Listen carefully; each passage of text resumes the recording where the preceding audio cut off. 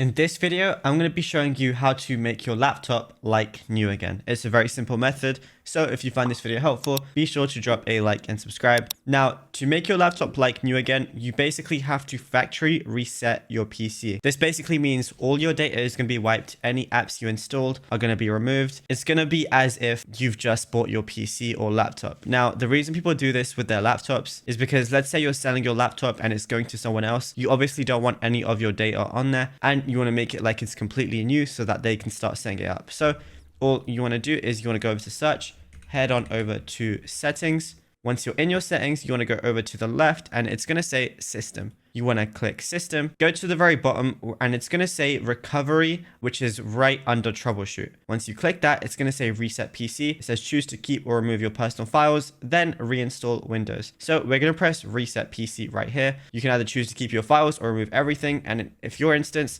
let's say you are, selling your laptop, you want to press remove everything, which removes all your personal files, apps, and settings. Once you click that, it's going to start getting ready. You can select how you want to reinstall Windows. So let's say we're just going to do it from this device. Then you can basically see what's going to happen. Then just press next again. It's going to say this won't take long. Now it says ready to reset this PC. Remove all your personal files and user accounts on this PC. Any changes made to settings, all apps and programs, and reinstall Windows from this device. And then all you have to do is press reset and you'll be good to go.